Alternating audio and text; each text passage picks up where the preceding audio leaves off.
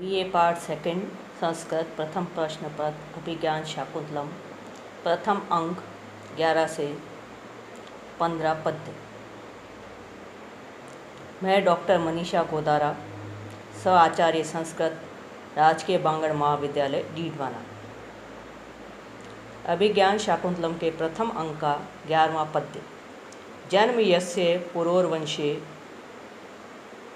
युक्त रूपम इदम तव पुत्रम एवं गुणोपेतम चक्रवर्तीनम आपनुहि।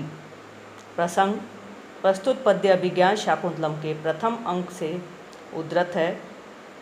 इस पद्य में वैखानस राजा दुष्यंत के ये कहने पर कि मैंने धनुष से बाण उतार लिया है, कहता है अन्वय।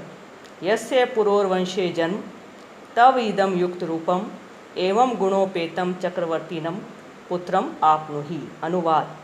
जिस आपका प्रसिद्ध पुरुवंश में जन्म हुआ है, ऐसे आपके लिए बाण उतार लेना बड़ा ही उचित है।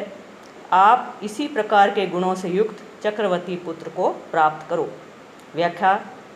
वैखानस राजा दुष्यंत को आशीर्वाद देते हुए कहता है, ययाति पुत्र पुरु के वंश में जिस आपका जन्म हुआ है, उस आपके लिए हमारे कथनानुसार बाण का प्रतिसंहार रूप कार्य आपके लिए बड़ा ही उचित है, अर्थात पुरुवंशी राजा के लिए ऐसा करना प्रशंसनीय है। आप इस प्रकार अपने तुल्य ही दया, दाक्षिण्य आदि गुणों से युक्त चक्रवर्ती पुत्र को प्राप्त करो। विशेष प्रस्तुत पद्य में गुरुजन तापसों के अनुरोध की रक्षा कर गुरु भक्ति का परिचय देने से पुरु की परंपरा याद की गई। प्रस्तुत पद्य में काव्यलिंग का अलंकार तथा अनुष्टुप छंद है। व्याकरणात्मक टिप्पणी। आपनु ही आप लोट लकार युक्त रूपम अतिशयन युक्तम युक्त रूपम।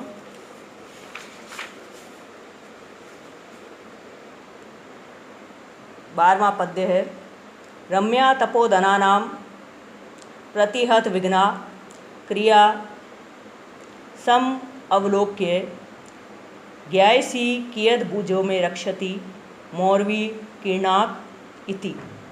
प्रसंग प्रस्तुत पद्य में वैखानस निर्विघ्न यज्ञ आदि क्रियाओं का श्रेय राजा दुष्यंत को दिया गया है, क्योंकि वे आश्रमों की रक्षा करते हैं। अन्वय। रम्या प्रतिहत विघ्ना तपोधनानां क्रिया सम अवलोक्य त्वं ज्ञायसी मौर्वी कीर्णाक में भुज कियत रक्षति इति। अनुवाद। जिनका धन तपस्या है, उनकी रमणीय एवं विघ्न रहित क्रियाएं देखकर आप जानेंगे कि धनुष की डोरी के आघात चिन्हों से अलंकृत मेरी भुजा कितनी रक्षा करती है। व्याख्या। वैखानस राजा से कहता है कि कण्वाश्रम में प्रवेश करके आपको अतिथि सत्कार तो प्राप्त ही होगा, इसके अतिरिक्त आप वहाँ ये भी देखेंगे कि आपके शासन के अंतर्गत तपस्वियों के यज्ञ आदि कार्य कितने शांति के साथ निर्विघ्न संपन्न हो रहे हैं। उससे आपको ये संतोष प्राप्त होगा कि आपकी भुजा इन यज्ञ आदि क्रियाओं की कहाँ तक रक्षा करती है। विशेष प्रस्तुत पद्य में प्रयुक्त सभी विशेषण साभिप्राय हैं एवं प्रकृत उपयोगी है, अतः परिकर अलंकार तथा आर्या छंद है। व्याकरणात्मक टिप्पणी। प्रतिहत प्रतिहन कतः प्रत्यय, विघ्न विहन कतः प्रत्यय, अवलोक्य अवलोक ल्यप प्रत्यय, तपोधनानाम तपधनम येषाम तेषाम बहुब्री समास। प्राचीन काल में मूर्वा नामक घास से धनुष की डोरी बनाई जाती थी। क्षत्रिय मूर्वा की मेघला भी धारण करते थे। ये मूर्वा मजबूत होती थी। धनुष के प्रत्यंचा को बार बार खींचने से हाथ पे उसके चिन्ह हो जाते थे। 13वां श्लोक। निवारा शुक गर्भ कोटर मुख भ्रष्टा तरुणाम अध प्रस्निग्धा क्वचित इंगुदी फलभिद सूच्यंत एव उपला विश्वास उपगमात अभिन्गतये शब्दम सहन्ते मृगा तोयाधार पथाश्च वल्कल शिख निश्यंद रेखांकिता। प्रसंग प्रस्तुत पद्य में दुष्यंत सारथी से कहते हैं कि इन सब लक्षणों से स्पष्ट हो रहा है कि आश्रम समीप ही है। अन्वय। तरुणाम अध शुक गर्भ कोटर मुख भ्रष्टा निवारा अवलोक्यते क्वचित इंगुदी फलभिद अतएव प्रसिग्धा उपला सूच्यन्ते एव विश्वास उपगमात अभिन्गतये मृगा शब्दम सहन्ते तोयाधार पथा च वल्कल शिख निश्यंत रेखांकिता दृश्यन्ते। अनुवाद। वृक्षों के नीचे तोतों से युक्त घोंसलों के अग्रभाग से गिरे हुए वन दाने दिखलाई पड़ रहे हैं। कहीं पर इंगूदी के फलों को तोड़ने वाले तेल से सने हुए चिकने पत्थर दिखाई पड़ रहे हैं। विश्वास प्राप्त हो जाने से अविचलित गति वाले हिरण रथ की आवाज़ को सहन कर रहे हैं। सरोवरों के मार्ग वल्कलों के अग्रभाग से टपकने वाले जल की रेखाओं से चिन्हित दिखाई पड़ रहे हैं। विशेष निवारा, निवार बिना जोते बोए जाने वाला अन्न विशेष है जिसे मुनि लोग खाते थे। यह आश्रमों के आसपास ही उपलब्ध होता था। इंगूदी फल, इंगूदी नामक एक वृक्ष विशेष होता था जिसके फलों से तेल निकालकर मुनि लोग उसका प्रयोग करते थे। ये फल पत्थरों से तोड़े जाते थे, अतएव वे पत्थर भी चिकने हो जाते थे। ऐसे चिकने पत्थरों का आधिक्य था, अतएव राजा को प्रतीत हुआ कि समीप ही आश्रम है। अभिन्न गति अर्थात जिनकी गति में किसी प्रकार की भिन्नता उत्पन्न नहीं हो रही है। आश्रम के मृग रथ की ध्वनि सुनकर भी उसी चाल से चल रहे थे, उनमें कोई अंतर नहीं आया था, जबकि स्वभावतः रथ आदि आने की ध्वनि सुनकर हरिण आदि भाग जाते हैं। प्रस्तुत पद्य में काव्यलिंग अलंकार है, स्वभावोक्ति तथा स्वभावोक्ति अलंकार है।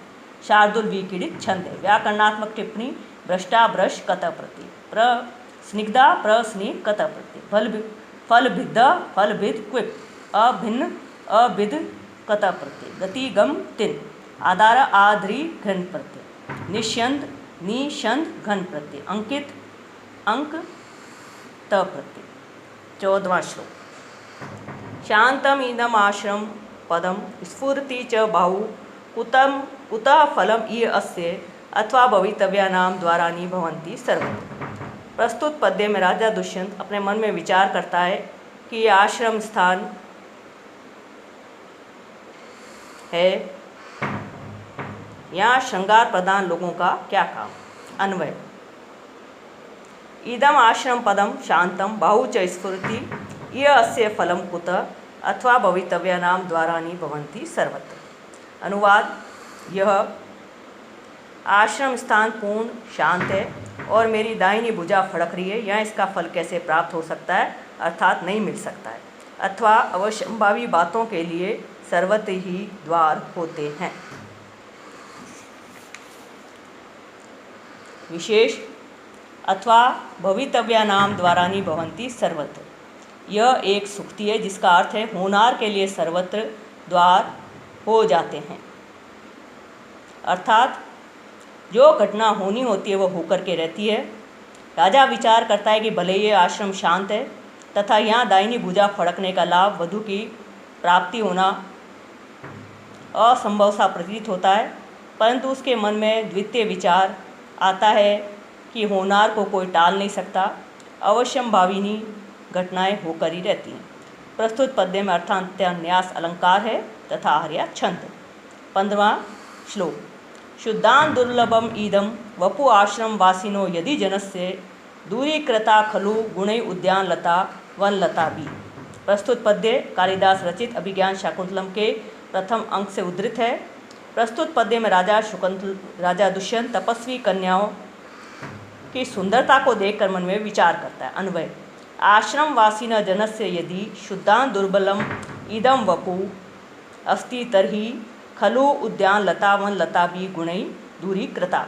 अनुवाद, आश्रम में रहने वाले व्यक्तियों में तापस कन्याओं में यदि महलों में भी दुर्लभ होने वाला सौंदर्य दिखाई देता है तो कहना ही पड़ेगा कि निश्चय वन लताओं द्वारा अपने गुणों से उद्यान लताएं भी तिरस्कृत कर दी गई हैं।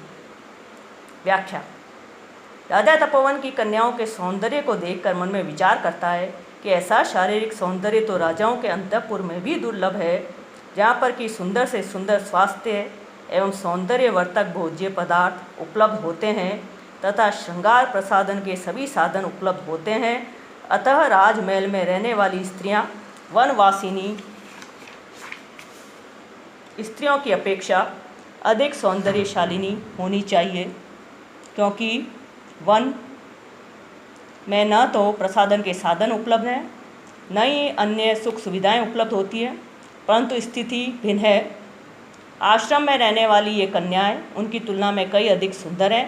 राजा कहता है कि तब तो यही कहना पड़ेगा कि उद्यानों के परिवर्तित लताओं को वन में वृद्धि को प्राप्त लताओं ने अपने सुगंधी व कोमलता आदि गुणों से तिरस्कृत कर दिया है, अर्थात जहाँ उपवन लताओं को सुंदर होना चाहिए, वह वन की लताएं कहीं ज़्यादा सुंदर है, जबकि होना इससे विपरीत चाहिए था। विशेष प्रस्तुत पद्य में निदर्शन अलंकार है, आर्या जाति छंद है।